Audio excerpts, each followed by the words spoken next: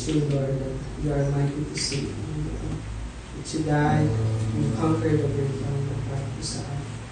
Thank you, Lord, for the life that you have given to us, Lord. Salamat po sa oras na po ito. Binigay niyo po sa amin para, Lord, kami magkasama-sama po na muling makilala ka, Panginoon, para muling maunawaan, Panginoon, kung sino ka, Panginoon. Sa oras po ito, Lord, dalangin namin na ikaw po ang mangusap sa puso ng bawat isa po sa amin. And open our hearts, Lord, na tanggapin, Lord, yung salita ng Panginoon. At paunawaan ito namin, Lord. Lord, Lord, ka manguna ka po sa amin, Lord. Sa pangalan ng Jesus. Amen.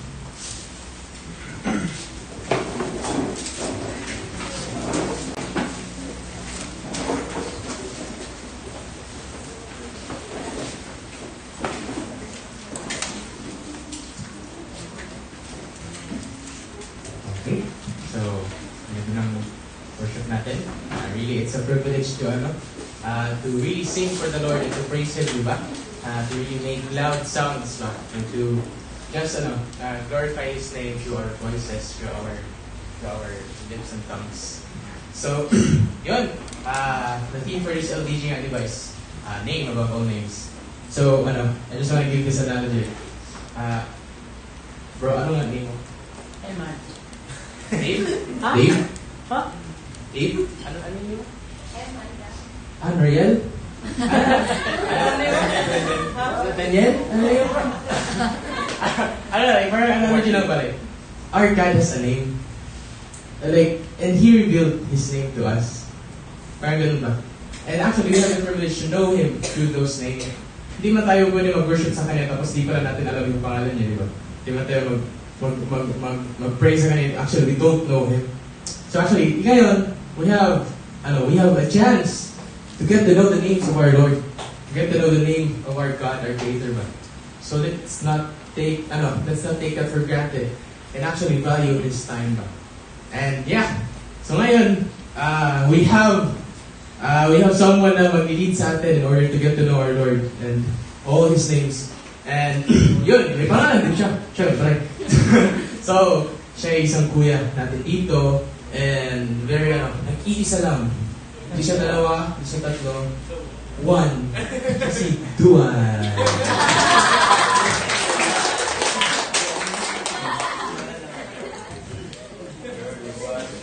Bigla nawala yung kuya sa last part, Anyways, yeah. So, sa pagpapatuloy ng LDG natin last time, di ba? Naalala natin yung diniscuss naman. Isang kuya naman last week.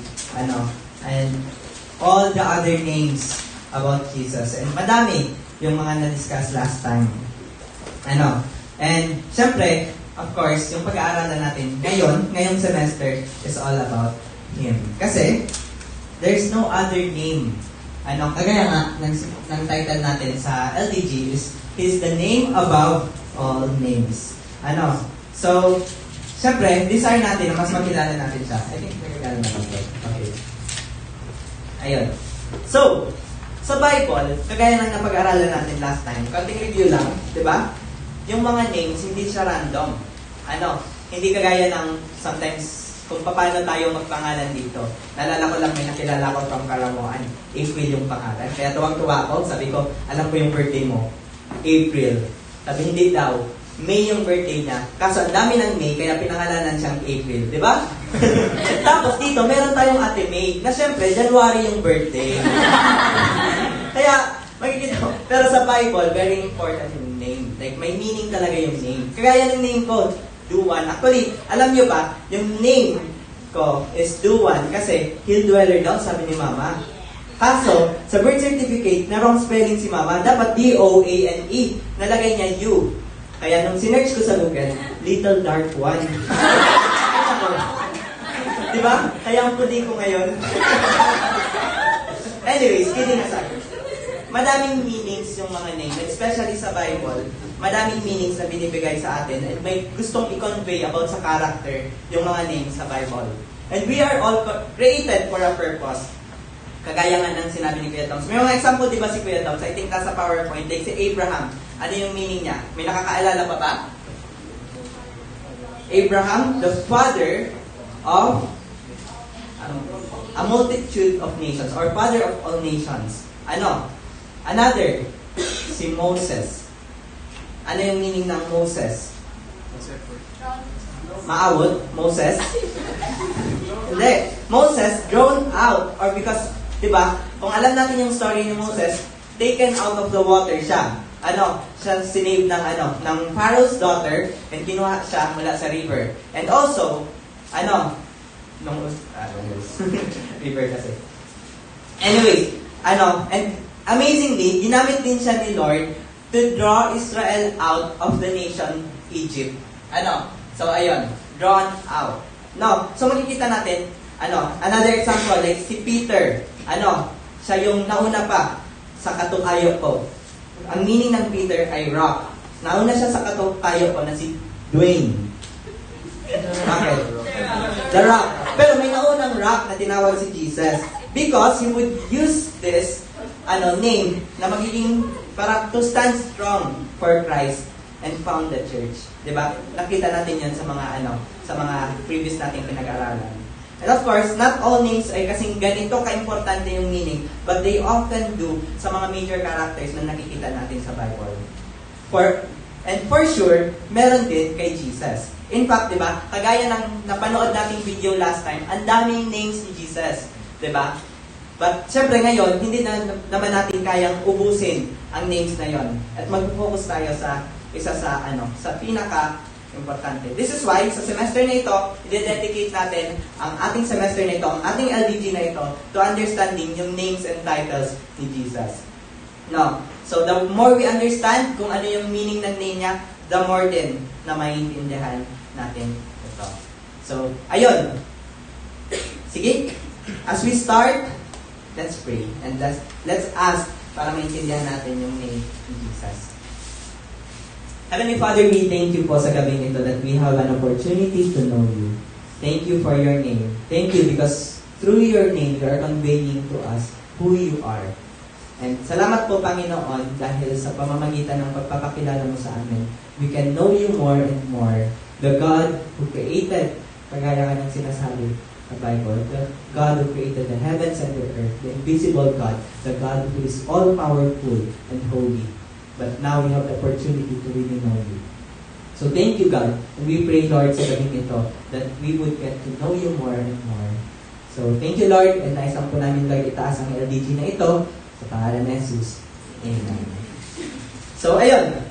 It's important that we know the name of Jesus. Bakit? Kasi, the more we know nga, kagaya ng sinabi ko, may meaning siya, and the more we would understand why Jesus came. No? Like for example, may store sa somewhere dyan, sa malapit sa Peñaranda. Let's say, TBA All Store. Wow, akala mo pang basketball na store, But, yun, hindi mo alam kung ano yung laman. Every day, dinadaanan mo lang siya. Parang store siya na, parang, gusto mo siya, parang hindi mo alam kung ano yung sinasell nila.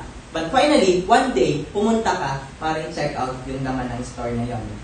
And, nakita mo, yung store na yun, binebenta yung all types of things na kailangan mo. May food, may accessories, like cellphones, and may mga gadgets na kailangan mo, may school supplies, ano pa yung mga kailangan.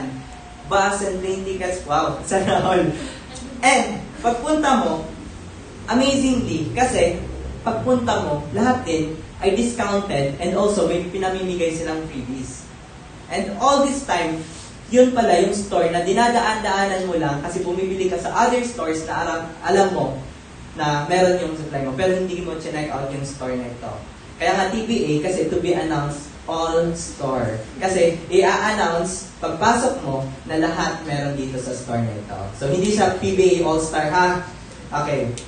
Ayun, so ganun din sa pagkilala natin kay Jesus. We will learn His name and sing some songs, pero sometimes sa atin, hindi natin truly alam ano bang ibig sabihin ng name na ito. We always talk about Jesus Christ, about Jehovah Jireh, Jehovah Nisi, and madaming names kanina, ay last week, di ba? But we usually sing about them. We usually talk about them. We usually pronounce those names. Pero do we really understand yung meaning behind those names and titles? So that's why this semester is really important for us to know Jesus. So let's begin sa pinakakilala na title ni Jesus, which is Jesus Christ. So by the end of the semester, I hope na madami tayo, mas lalo nating nakilala na si Jesus through His name.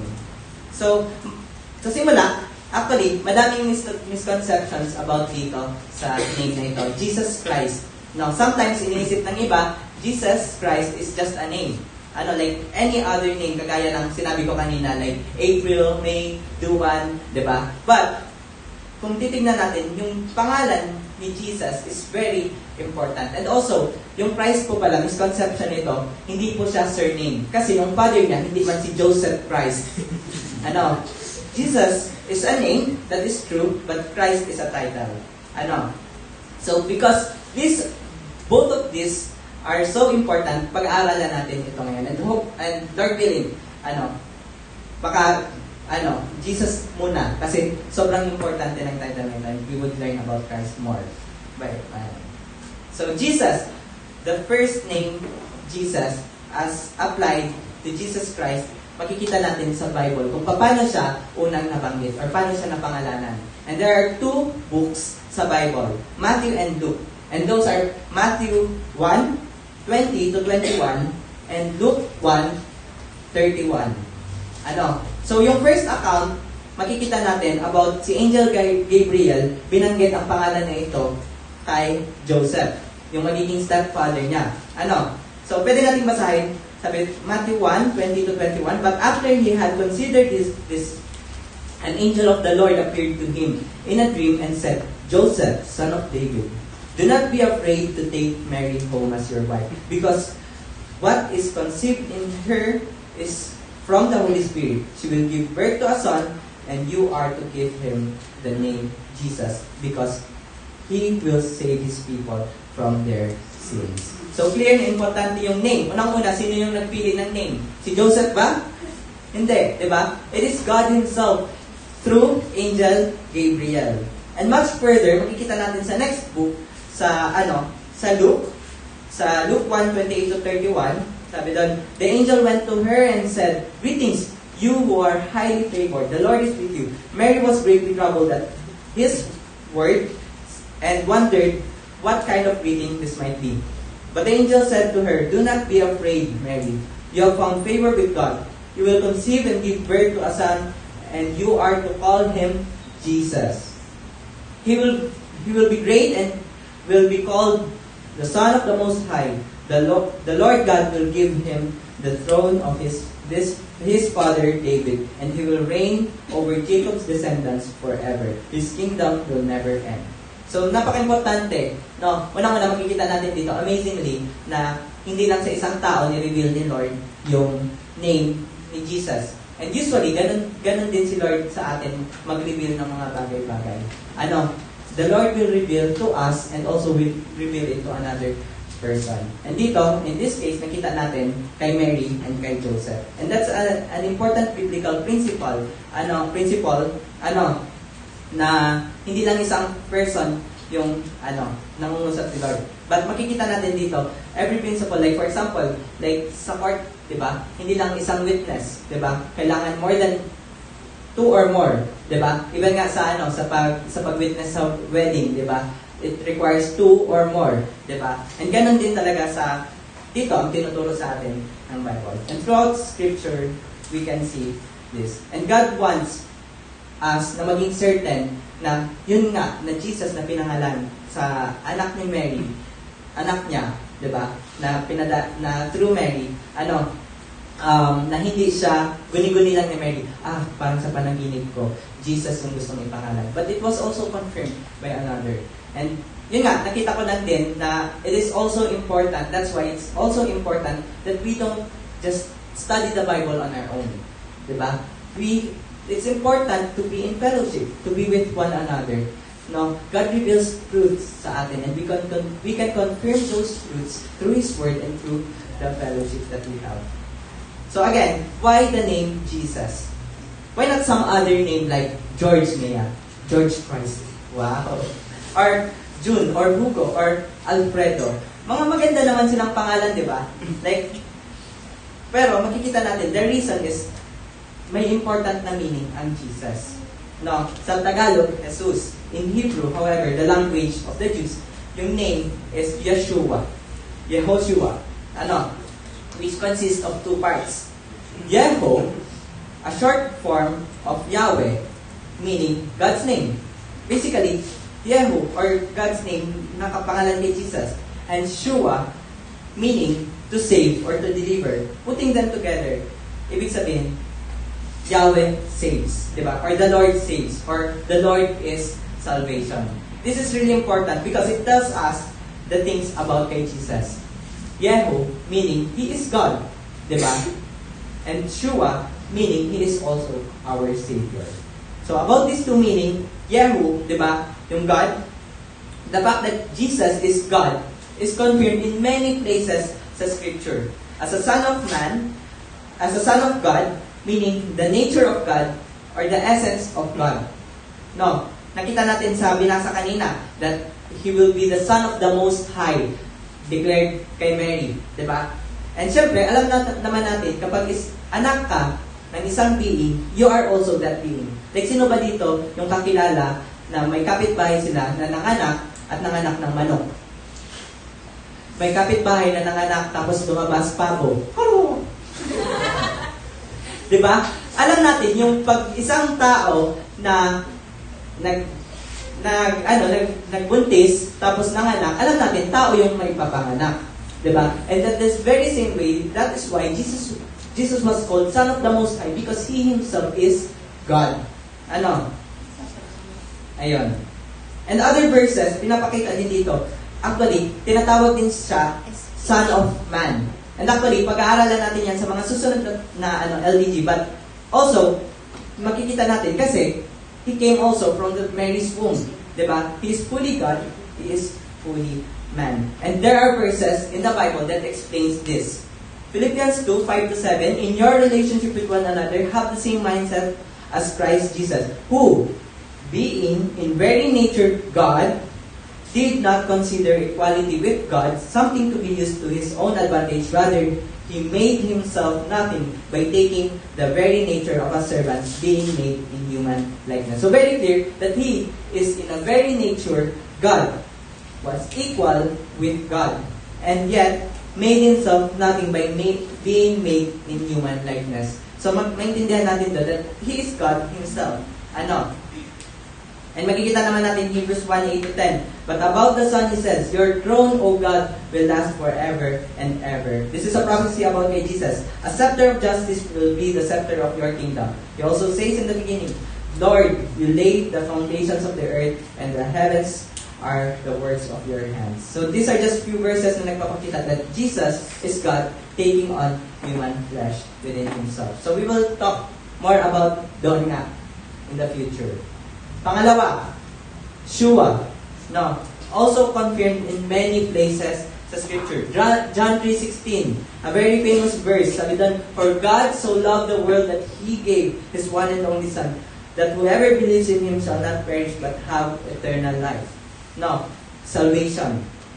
Matthew 1:21, kagaya ng binasa natin. She will give birth to a son, and you are to give him the name Jesus, because He will save His people from their sins. Sa Luke 2:11, today in the town of David, a Savior has been born to you. He is the Messiah, the Lord. This is referring to Jesus nung pinanganak na siya dito sa mundo. Acts 4:12, salvation or being saved is found in no one else. For there is no other name under heaven, this is referring to Jesus, given to mankind by which we must be saved. So basically, in summary, Yehu meaning God. Shua means save. So pag pinaghalan natin ang Yehoshua, Meaning, God saves. Ano? So, that's very important. Ano? Bakit? Pinapakita nito yung reason kung bakit pumunta si Jesus. Yung primary reason kung bakit pumunta siya is to save us. From the very beginning, even before na ipinanganak siya in human likeness, this was the first title given to him. Bakit? It shows na ang very first thing God wanted for us is to know about Jesus was patungkol sa kanyang salvation na binibigay sa atin. And bakit nga natin kailangan ng salvation? Bakit natin kailangan ng saving? The key reason is sin. Di ba nakita natin kanina sa reason kung bakit binigay si Jesus to give birth to a son, yung sinabi ni Angel Gabriel to Joseph, because He will save His people from their sins. And bakit kailangan natin maligtas from our sin? Unang-una, sinasabi sa Romans 3:23, we all have sinned. And no one is exempted. No? Pwede bang may kaya bang magtaas ng kamay para sa makapagsasabi na hindi siya nagkasala? Hindi kasama sa all. Sana all. Pero makikita natin dito, lahat tayo, we all have sinned and we have fallen short of the glory of God. And sinasabi sa Romans 3:10-12, previous verses doon, sabi, there is no one righteous, not even one. There is no one who understands. There is no one who seeks God. All have turned away. They have together become worthless. There is no one who does good, not even one. And yung result ng sin, nakita natin, everyone sin. No one is righteous, not even one. And yung result ng sin, it separates us from God. And because of that, we are incapable of paying for it or para ma-bridge natin yung sarili natin. Or ma-save natin yung sarili natin. Kaya, that's why Yehoshua or Jesus has come in order to save us. Kasi very clear, sa Romans 6:23, for the wages of sin is death. But the gift of God is eternal life in Christ Yehoshua our Lord. Yun yung meaning nun. God desires na hindi tayo mag-pay ng wage ng sin, but He desires na ibigay sa atin yung eternal life in Christ Jesus our Lord. The only way to pay for our sin was through death. Yun yung hinihingi. Hindi man good works, hindi man yung pag-attend palagi sa LDG, hindi man palagi yung pagiging prayerful, or hindi man yung paggawa ng good works. It is through the death of Christ. That's why it's really important that we know this. And God became man so that pwede niyang kunin yung penalty ng kasalanan ng mankind, and may dala niya yun sa cross, and mabayaran niya yun to save us. That's why yung name, Jesus. Very perfect para sa Kanya. It means that Jesus is God becoming man to pay for our sins. And we know na ginawa niya ito. It's written all throughout the Bible. And it's also acknowledged historically. And that is why kahit ngayon, di ba, alam natin, we are 2,000 years ago. The innocent man himself, who never sinned, became guilty because of our sin. Dinala niya yung sa ating mga kasalanan. Sabi niya sabi ni Peter sa 1 Peter 2:24, He Himself bore our sins in His body on the cross so that we might die to sin and live for righteousness. By His wound, you have been healed. Who bore our sins in His body? It is Yehoshua. It is Jesus. Why did He have to die? Again, the wages of sin is death. Kaya kailangan niya mamatay. And hindi natin yun kayang pagbayaran. Kasi kung tayo mamamatay para sa ating sariling kasalanan, and we have many sins, diba? So, ayun. And it was enough. Sabi sa Hebrews 10:10, and by that will, we have been made holy through the sacrifice of the body of Jesus Christ once for all. And after that He rose again, He proved na bayad na. Parang, like for example, nagbayad ka something sa tindahan, may sukli, and that is proof na bayad ka na. Unless nagkamali sa pagsubli. Pero alam natin, yung life ni Christ, dahil nung binayaran niya yung ating kasalanan, and He rose again, it proves na bayad na yung ating mga kasalanan. Kaya nga sa Hebrews 10:12-18, but when this priest had offered for all time one sacrifice for sins, he sat down at the right hand of God. And sa mga further verses, sabi doon, for by one sacrifice, He has made perfect forever those who are being made holy. And sa mga sunod naman, their sins and lawless acts, I will remember no more. And where these have been forgiven, sacrifice for sin is no longer necessary.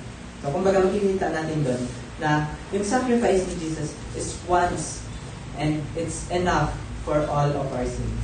Kaya nga, hindi lang siya normal na tao din. He is also God. Kasi He is the one that can pay for all of our sins. And so, ano yung kailangan natin gawin? The Bible also tells us, di ba? John 3:16, di ba? For God so loved the world. Paano tayo magkakaroon ng eternal life? And binigay niya one and only Son. Paano tayo eternal life? Sabi doon, so that whoever believes in Him shall not perish but have eternal life. Ano yung sinasabi? Ano yung requirement para tayo ay magkaroon ng eternal life? It is through belief in Him. To believe means to put your trust. To put your trust na ginawa niya na binayaran niya na ang ating mga kasalanan. Na we are saved not by our good works, not by our own effort, but through His payment. No. All those things na mga iniisip natin before that could save us, that could bring us to heaven, fall short.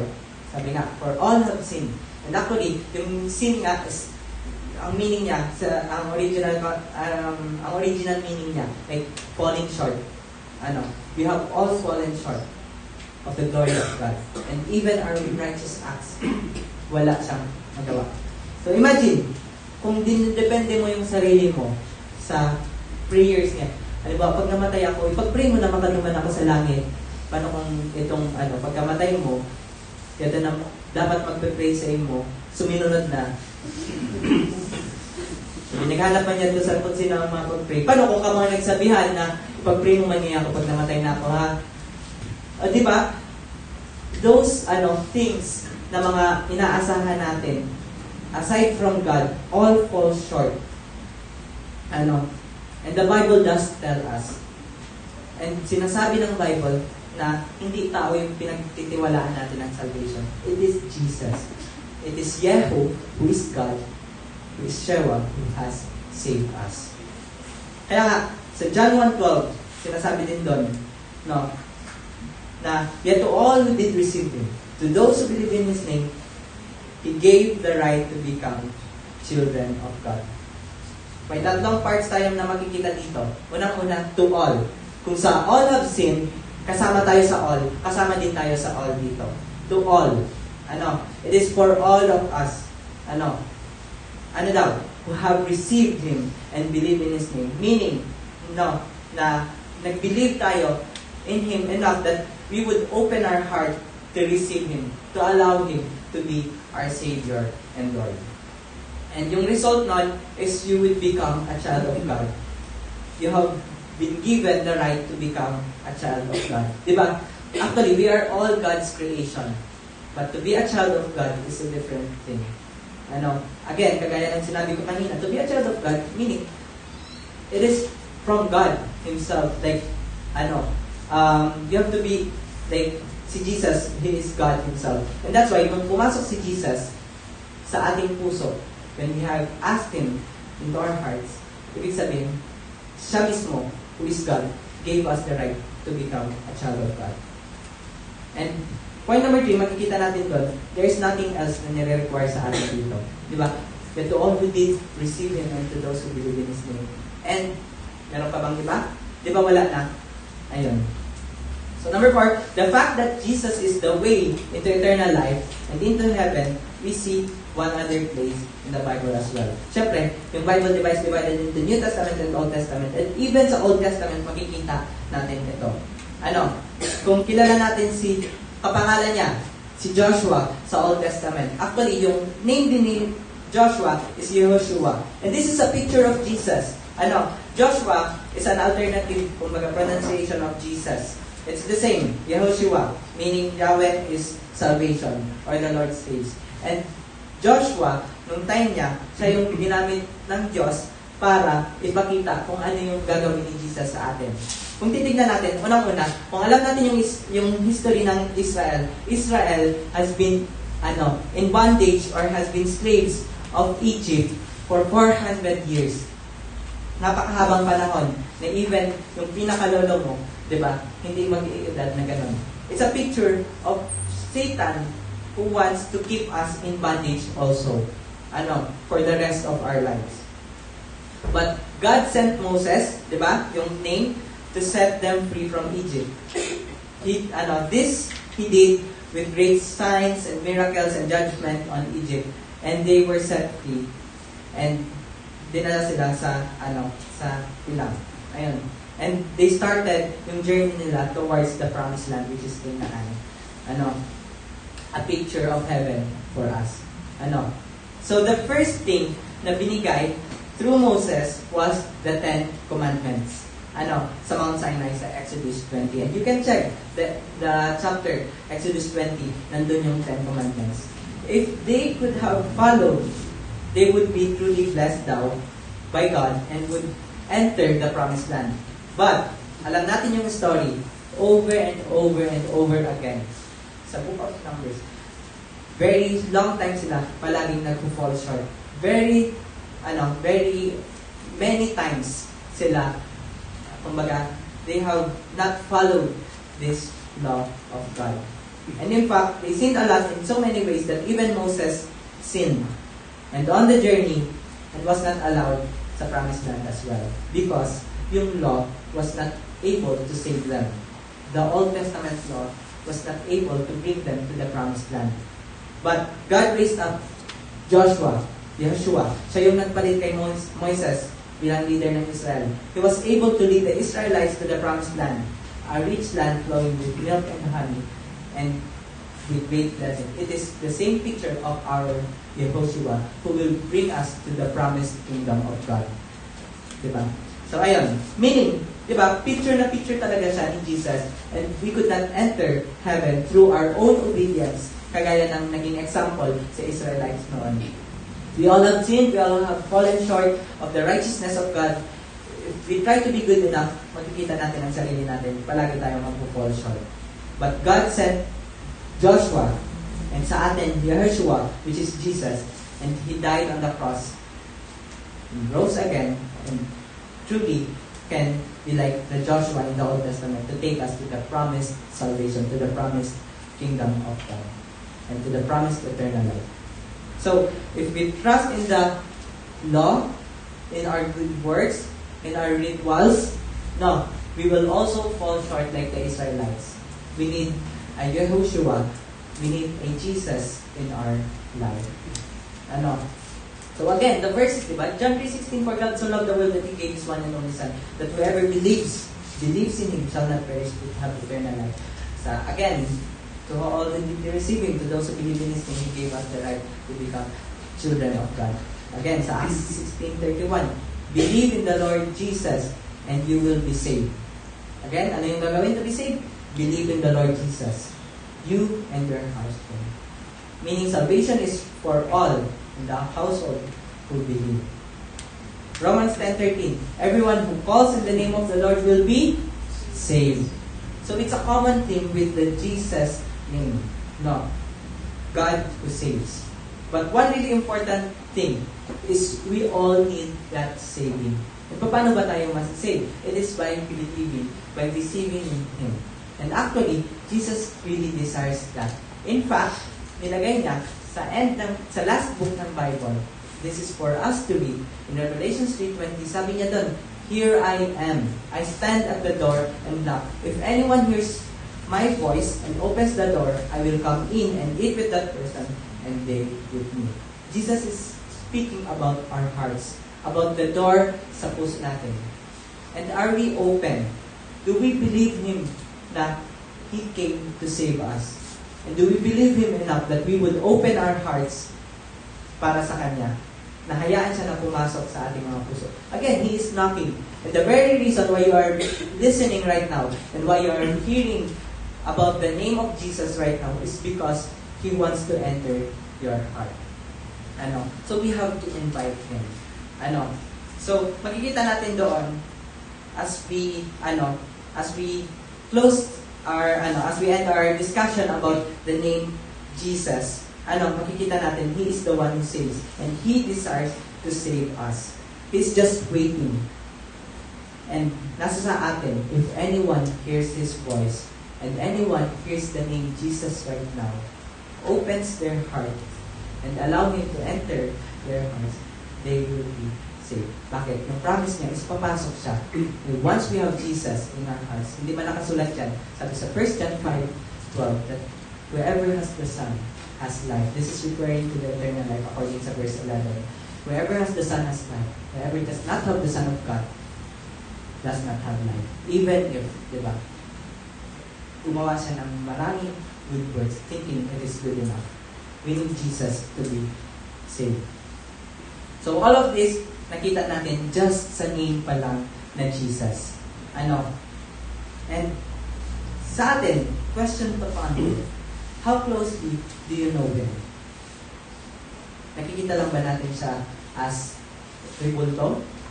Nakikita lang ba natin siya sa mga jeep na nakasulat? Nakikita lang ba natin siya na kumbaga sa mga storybooks? Or nakikita lang ba siya as someone who is in heaven somewhere there, hindi mo alam kung saan sa alamaan? Or as a God who will answer prayer? Or bilang sarili na natin, Lord and Savior? So again, kanina, kagaya ng sinabi ko, God is inviting us through this name, through the name Jesus, na magkaroon tayo ng personal na relationship sa Kanya. And paulit-ulit ako, ano ba kaya duwan ang personal na relationship sa Kanya? It is by allowing Him to live in your heart. No. Allowing Him to be close to you. And we can do that by asking Him. He is just waiting. Kagaya ng nabasa natin, He is knocking. He is desiring to enter your heart and is waiting. Just ask Him. And we can ask Him through prayer. And we can all pray this because this is for all. And if anyone hasn't yet or doesn't know kung nandun na si Jesus sa puso niya, we can all pray. So I want to end this this message by a prayer na you can follow in your heart. And this is really important that you pray with your heart. Kasi God listens to your heart more than your voice. So, ayun. You can follow me in prayer and let's close in prayer mamaya. Okay. Lord Jesus, thank you because of your name. Now I know that you are the one who can save me. And I can stop wandering around or not knowing kung saan ako mapupunta after ng life ko dito. You are there, opening your hands para tanggapin ako. And you are just waiting for me. And I know that. And thank you for that. I know that I have sinned. And this sin separated me from you and from your promised eternal life. But you have also paid for this. And I know that. Lord, I open my heart to you. I ask you to come into my heart to be the Lord and the Savior of my life. Because I know that salvation only comes from you. So this is my prayer, God. In Jesus' name we pray. Amen. So, ayun, that is something that if you have prayed in your heart sincerely, we know that Jesus is there. Kung may naramdaman man kayo, that's great. But kung wala man, God promises, sabi niya, I will come in. I will. Hindi maybe. So, ayun. Sige. So, as we close this, maybe we can have a short group discussion. About Ngayon, like, now, like, ano para sa iyo si Jesus after hearing this message? Ano? Short lang daw. 10 minutes, you can group with at least 3 or 4. 4 or 5 people. And you can share shortly about Jesus. Who was Jesus for you before and who is Jesus for you now? Sige, before tayo mag-separate, let's close in prayer. Heavenly Father, we thank you for sending Jesus to us. Thank you for naming Him Jesus so that we can be certain na kung sino siya sa aming buhay. Thank you because you generously gave your one and only Son so that we can believe in Him. We can put our trust in Him. And you have a promise for us that we will have eternal life. So thank you for that, God. And we praise you because of this name of Jesus. And we look forward for the next names of Jesus. In Jesus' name we pray. Amen. Ayan. Sige. Find your needs.